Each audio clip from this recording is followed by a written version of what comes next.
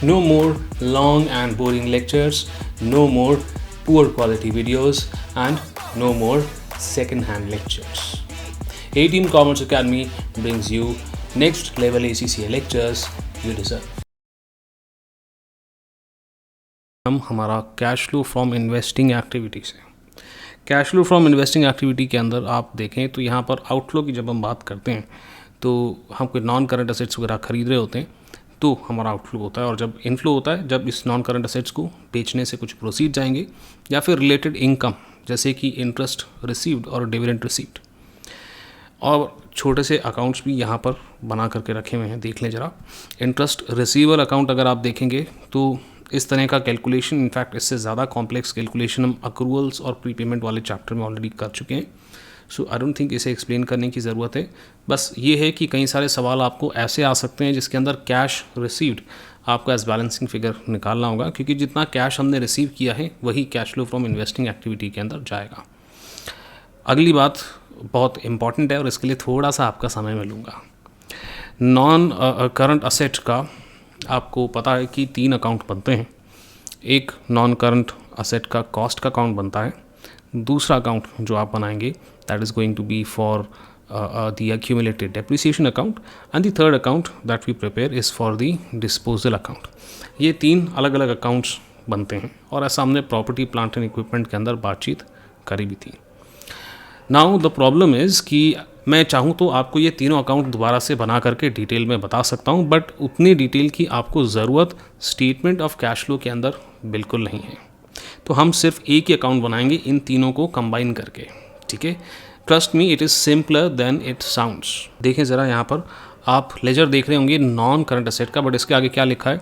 ये जो अकाउंट है इसके अंदर कॉस्ट पे नहीं, कैरिंग अमाउंट के ऊपर हम लिखेंगे। कैरिंग अमाउंट निकालना बड़ा आसान होता है, बट ट्रस्ट मी, जब आपको सवाल आएगा ना स्टेटमेंट ऑफ कैश फ्लोज के अंदर, तो कैरिंग अमाउंट आपको वो ऑलरेडी देंगे।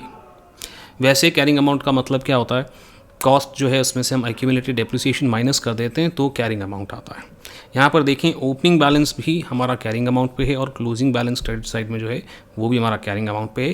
क्वेश्चन के अंदर आपको डायरेक्टली कैरिंग अमाउंट ही दिया जाएगा स्टेटमेंट ऑफ कैश फ्लो का जब भी सवाल आएगा। तो they do not expect you to make 3 ledgers just to find 1 small answer, ठीक है ना। तो वो आपको इन्फॉर्मेशन भी इसी तरह से देंगे। मैंने कुछ लेक्चर्स देखे हैं जिसके अंदर टीचर जो है ना थोड़ा ओवर एम्बिशियस होकर के 3-3 लेजर बच्चों को सिखाया जा रहा है, जो कुछ को तो समझ में आ रहे हैं, बाकियों को समझ नहीं आ रहे, और समझ में भी आ रहे हैं। तो यार 2 मार्क का सवाल है, 2 मार्क के सवाल के लिए आप एक बच्चे से 3-3 लेजर बनवा लोगे और वो 3 लेजर बनाने में उसको 10 मिनट लग जाएंगे, 8 मिनट लग जाएंगे एक 2 मार्क के सवाल को सॉल्व करने में, जिसे सॉल्व करने में हार्डली 1 या 2 मिनट लगने चाहिए, ठीक है जी। सो यहाँ पर आप देखें क्लियरली हमने कैरिंग अमाउंट लिया है। सो कैरिंग अमाउंट के अंदर कॉस्ट माइनस एक्यूमुलेटेड डेप्रिसिएशन का इफेक्ट चला जाता है, एंड यूजुअली एग्ज़ाम के अंदर जो सवाल आएंगे उसके अंदर आपको डायरेक्टली कैरिंग अमाउंट दिया जाएगा, तो आप चाह कर भी वो 3 लेजर बना नहीं पाएंगे। दूसरी बात यहाँ पर देखें, क्रेडिट साइड में आपको डिस्पोजल दिख रहा है, यानी कि जो भी हम असेट सेल कर रहे हैं उसका अमाउंट यहाँ पर लिखना है। बट कौन सा अमाउंट लिखें सर? जितने में बेच रहे हैं वो लिखें क्या? नहीं, यहाँ पर आपको क्या करना है कि जो भी असेट आपका डिस्पोज ऑफ हो रहा है आप उसका कैरिंग अमाउंट लिखेंगे, यानी कि उसकी कॉस्ट माइनस दी एक्यूमुलेटेड डेप्रिसिएशन, ठीक है। आप बोलोगे सर तो फिर प्रॉफिट और गेन आएगा क्या? नहीं, जब आप डिस्पोजल जो असेट डिस्पोज ऑफ कर रहे हैं उसका कैरिंग अमाउंट लिखते हैं तो इस लेजर के अंदर गेन या लॉस नहीं नोट करोगे आप, ठीक है। बिकॉज जो प्रोसीड्स होते हैं ना, प्रोसीड्स में से अगर आप माइनस कर देते हो गेन को तो कैरिंग अमाउंट आता है, और वैसे ही प्रोसीड्स में अगर आप ऐड कर देते हो लॉस को तो जो असेट आप डिस्पोज ऑफ कर रहे हो उसका कैरिंग अमाउंट आता है। कैलकुलेट करके देख लेना किसी भी एग्जांपल में। सो इफ़ डिस्पोजल जो असेट आप डिस्पोज ऑफ कर रहे हो उसे कैरिंग अमाउंट के ऊपर क्रेडिट साइड पे लिखते हैं तो लॉस और गेन इस लेजर के अंदर बिल्कुल नहीं लिखोगे आप, ठीक है। लॉजिक भी बता दिया है। अच्छा, इसके बाद डेप्रिसिएशन ड्यूरिंग द ईयर, ये तो बड़े आराम से आपको किसी भी क्वेश्चन में मिल जाएगा। डेबिट साइड में देखें, डेबिट साइड के अंदर रीवैल्यूएशन लिखा हुआ है। ये भी हमें पता है कि जब भी एसेट की वैल्यू बढ़ती है तो हम डेबिट साइड में लिख लेंगे। एंड फाइनली आपका बैलेंसिंग फिगर जो है, कितना आपने नॉन कैरिंग एसेट परचेज़ किया है वो निकल करके आएगा, ठीक है।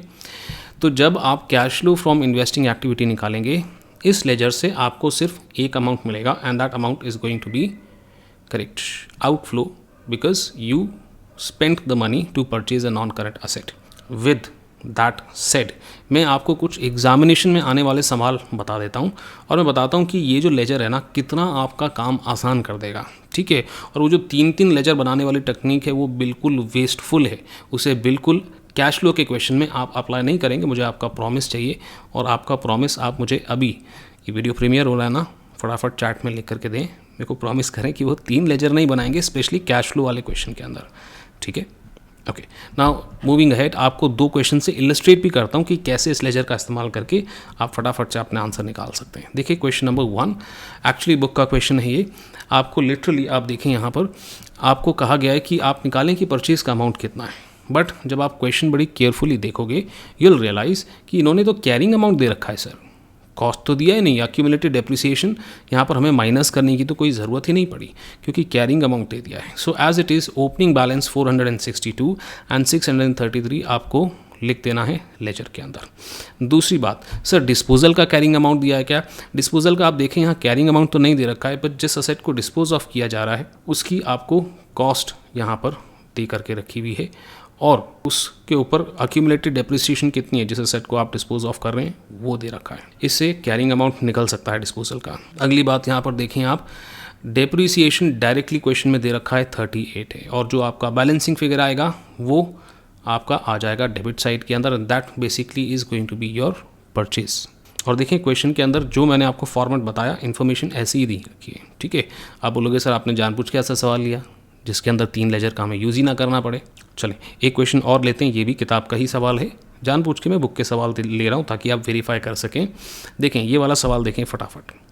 इस सवाल के अंदर देखो यहाँ पर आपको कॉस्ट दे रखा है sir, cost opening balance, cost closing balance, ठीक है।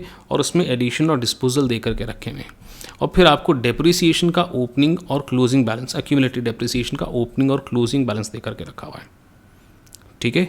बट उसके नीचे क्या दे रखा है देखो, कैरिंग अमाउंट ओपनिंग और कैरिंग अमाउंट क्लोजिंग भी दे रखा है। बाय चांस ये नहीं भी दे रखा होता तो बड़ा सिंपल है, कॉस्ट हमारी 10,000 है ओपनिंग बैलेंस और डेप्रिसिएशन का ओपनिंग बैलेंस हमारा 2,000 है, दोनों को माइनस करोगे तो 8,000 आ जाएगा। बट फिर भी क्वेश्चन के अंदर स्टूडेंट्स का काम आसान हो जाए, वो कम समय में ये कैलकुलेशन कर पाएँ, इसलिए जानबूझ के 8,000 का ओपनिंग बैलेंस और 7,500 का क्लोजिंग बैलेंस कैरिंग अमाउंट में दे रखा है इन्होंने, ठीक है। एग्जामिनर्स जो है ना आपसे कभी भी 3 लेजर नहीं बनवाएंगे, आपसे वो एक ही लेजर बनवाएंगे। ऐसा टेक्निक वो आपसे एक्सपेक्ट कर रहे हैं कि इस सवाल को 1 से 2 मिनट में सॉल्व कर लें, ठीक है। तो देखें कैरिंग अमाउंट तो दे दिया सर, चलो ठीक है। डेप्रिसिएशन ड्यूरिंग द ईयर दे रखा है क्या? यस दे रखा है। आप देखें depreciation charge for the year 1,000 दे करके रखा हुआ है तो वो हमने क्रेडिट साइड पे लिख दिया है। सर डिस्पोजल का कैरिंग अमाउंट दे रखा है क्या? डायरेक्टली तो नहीं दे रखा बट निकालना बड़ा आसान है। कॉस्ट के अंदर डिस्पोजल $3,000 से दे रखा है और डेप्रिसिएशन के अंदर आपको डिस्पोजल 1,500 दे रखा है, यानी कि एक्यूमुलेटेड डेप्रिसिएशन उसकी 1,500 है, दोनों को माइनस करेंगे तो 1,500 आपका डिस्पोजल का कैरिंग अमाउंट निकल करके आ जाएगा। हाउ सिंपल इट इज़, ठीक है। आप देखें इस क्वेश्चन के अंदर profit on sale of machine दे रखा है बट इसे हमने लेजर में कहीं इंक्लूड नहीं किया, ओके। बिकॉज मैंने आपको पहले ही बताया था अगर आप कैरिंग अमाउंट पे कर रहे हो तो कैरिंग अमाउंट उस चीज़ का इफेक्ट दे देता है। नाउ बैलेंसिंग फिगर यहाँ पर हमारा परचेज निकल के आ गया, यहाँ पे रिवैल्यूएशन से रिलेटेड कोई इन्फॉर्मेशन हमें नहीं दे रखी थी।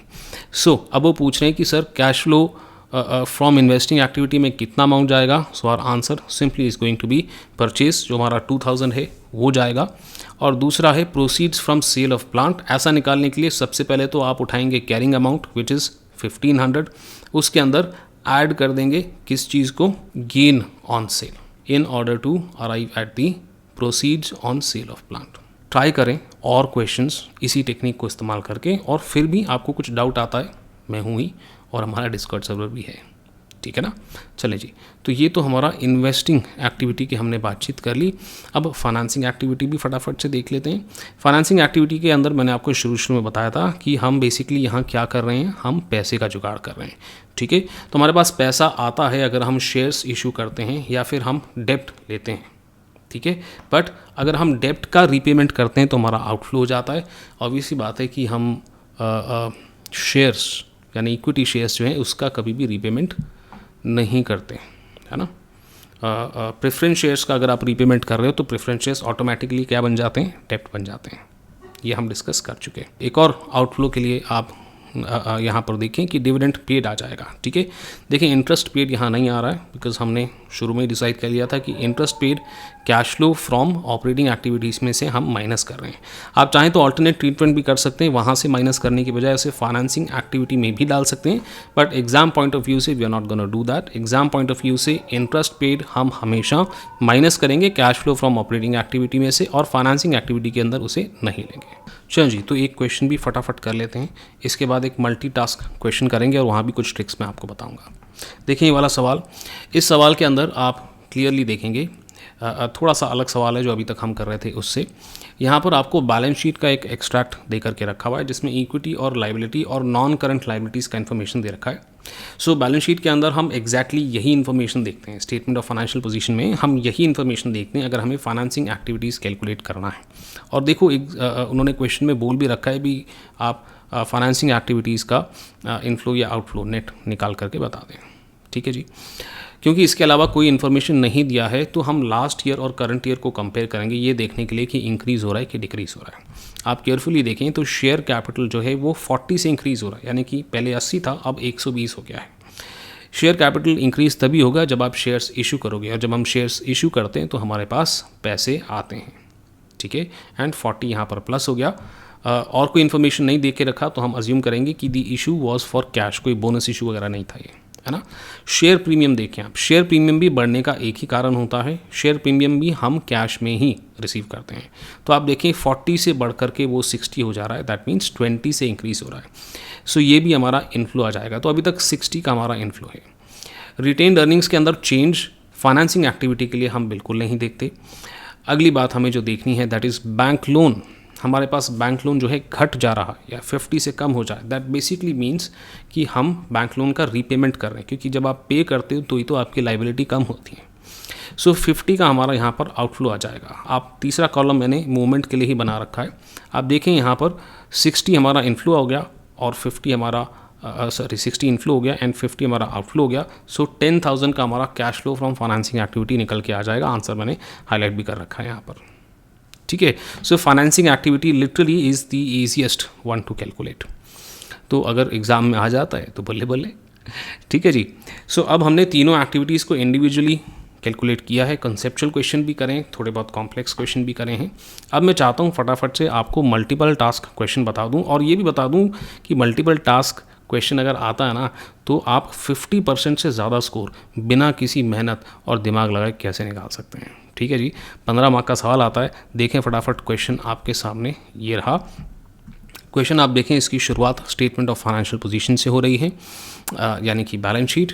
अगली बात इसके अंदर हम स्टेटमेंट ऑफ प्रॉफिट लॉस है और कुछ एडिशनल इन्फॉर्मेशन आपको दे करके रखा हुआ है, ठीक है। अच्छा, इसके अंदर स्टेटमेंट ऑफ कैश फ्लो आपको बनाना नहीं है, फॉर्मेट पूरा का पूरा आपको दे रखा होता है। आपको सिर्फ फिगर्स इनपुट करने होते हैं और ये इंडिकेट करना होता है कि इसे ऐड करना है कि माइनस करना है, ठीक है। सो स्टेटमेंट डायरेक्टली सॉल्यूशन में आपके सामने लेकर के आ रहा हूँ। आप इसके अंदर देखें जो जो चीज़ें मैंने येलो से मार्क करके रखी हैं ये ऐसी आइटम्स हैं जिसके अंदर हमें या तो कुछ भी नहीं करना, एज इट इज़ फिगर उठा के लिख रहे हैं, या तो बस एक थोड़ा सा प्लस माइनस ही करना है। पहला फिगर देखें, हमें प्रॉफिट बिफोर टैक्स चाहिए होता है, बट इस क्वेश्चन के अंदर लॉस हमें दे रखा है तो हम लॉस बिफोर टैक्स उठा लेंगे। 4300 का फिगर सिर्फ क्वेश्चन में से उठा करके यहाँ लिखने के लिए 1 मार्क आपको दिए जा रहे हैं। इतने से काम के लिए सर, इतने काम में तो हमें 10 सेकंड नहीं लगेंगे, हम फटाफट से जा कर के 4300 माइनस का टाइप कर देंगे। अब देखो डेप्रिसिएशन चार्ज 11,000 है। क्वेश्चन के अंदर आपको एडिशनल इन्फॉर्मेशन के अंदर 11,000 डेप्रिसिएशन का चार्ज है, ये दे रखा है। आपने 11,000 को वहाँ लिख देना है और उसे ऐड करना है। देखो आधे मार्क्स सिर्फ ये लिखने के क्वेश्चन से यहाँ पे आपको मिल गए। लॉस ऑन स्क्रैप्ड एसेट 1000 है, ये भी क्वेश्चन में डायरेक्टली आपको दे रखा है, बस उठा के यहाँ लिखना ही था। इसके अलावा इंटरेस्ट पेबल क्वेश्चन में दे रखा है, डायरेक्टली लिखना था। अच्छा, सिर्फ 3 ऐसी चीज़ें मुझे यहाँ दिख रही हैं, decrease in inventory, decrease in trade receivable and decrease in trade payable, जिसके अंदर बस आपको पिछले साल के फिगर को और करंट ईयर फिगर को माइनस करना है तो आपके पास पता चल जाएगी कि इन्वेंट्री बढ़ रही है, ट्रेड रिसीवेबल घट रहा है या क्या हो रहा है, मूवमेंट आपको पता चल जाएगा। बस इतना ही करना है। सिर्फ माइनस करके ये फिगर्स निकालने में कोई मेहनत लगती है क्या? I don't think so. वैसे ही interest paid, cash flow, cash generated from operations में से आप इंटरेस्ट पेड माइनस कर रहे हैं, ये भी क्वेश्चन से एज इट इज़ उठा करके आपको सिर्फ टाइप ही करना है। ठीक है, फटाफट से आपको नेक्स्ट स्लाइड पे भी मैं लेकर के जा रहा हूँ। नेक्स्ट स्लाइड पे देखिए, नेक्स्ट स्लाइड पे आपको cash and cash equivalent bought forward, यानी कि उसका ओपनिंग बैलेंस जो है वो भी एज इट इज़ क्वेश्चन से उठाकर यहाँ पर लिखना है, उसके भी ये आपको आधे मार्क दे रहे हैं। एंड कैश इक्विवेलेंट का क्लोजिंग बैलेंस भी आपको एज इट इज़ उठाकर बैलेंस शीट में से लिखना है। आप इन सारी चीज़ों को ऐड करेंगे तो 15 में से 8 मार्क सिर्फ और सिर्फ आइटम्स को क्वेश्चन में से उठाकर लिख देने से ही आपको मिल जाएंगे। आपको स्ट्रगल कितने मार्क्स के लिए करना है? सिर्फ और सिर्फ 7 मार्क्स के लिए स्ट्रगल करना है। तो मैंने देखा है अक्सर मल्टीपल टास्क क्वेश्चन आता है तो बच्चा पैनिक करने लगता है, आप लोग डरने लगते हो, और कई बार हम लेट हो रहे होते हैं तो मल्टीपल टास्क क्वेश्चन में और हमारा हाथ जो है वो कांपना शुरू हो जाता है। So I am here to tell you कि even without applying a lot of your mind you can easily score more than 50% in multiple task questions. तो ये तो थी मेरी पहली ऑब्जर्वेशन जो मैं आपको बताना चाह रहा था कि दिखने में इतना बड़ा लगने वाला क्वेश्चन आपको हार्डली 3 से 4 मिनट लगेंगे इन 8 मार्क्स को गेन करने के लिए। आई थिंक उससे भी कम लगेगा ना। बाकी की चीज़ें हाँ हमें कैलकुलेट करके लिखनी है, but the calculations are very very easy, ठीक है। बिकॉज देखिए हर कैलकुलेशन के लिए वो आपको 1 मार्क दे रहे हैं, सिर्फ एक ही ऐसी कैलकुलेशन है प्रोसीड्स ऑफ शेयर इशू जिसके अंदर वो आपको 2 मार्क्स अलॉट कर रहे हैं, बिकॉज यहाँ आपको थोड़ी बहुत मेहनत करनी है। प्लीज़ अंडरस्टैंड एग्ज़ाम के अंदर स्टेप मार्किंग होती है। इस क्वेश्चन को मैं सॉल्व करने नहीं जा रहा हूँ, ठीक है। This question I think is in Kaplan और पीपीपी, आप एक बार देख लेना।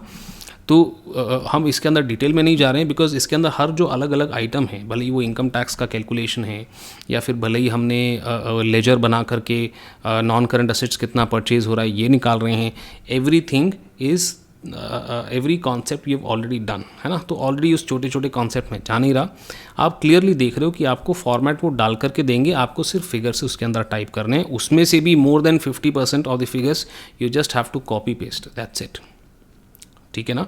सिर्फ कुछ ही फिगर्स हैं जिसमें मेहनत करनी है, और जो जो फिगर्स के अंदर आपको मेहनत करनी है उसका डिस्कशन हम ऑलरेडी हमारे ये लेक्चर के अंदर, सेशन के अंदर और पिछले सेशन में कर चुके हैं, ठीक है। So I would leave up to you, इसे आप सर्च करोगे ना एग्ज़ाम किट के अंदर आउटफ्लो को, है ना, ये कीवर्ड्स हैं, इसको देखेंगे तो आपको ये क्वेश्चन मिल जाएगा। देखें, प्रैक्टिस करें डेफिनेटली। अगर आपको डाउट आता है तो कमेंट सेक्शन के अंदर बताएं या फिर डिस्कॉर्ड सर्वर के अंदर भी पूछ सकते हैं। I will help you out and other students will also help you out, ठीक है जी। तो ये सेशन के अंदर इतना ही, और हमारा कैश फ्लो स्टेटमेंट भी यहाँ हो जाता है ख़त्म। अगले सेशन के अंदर मैं मिलता हूँ बहुत जल्द।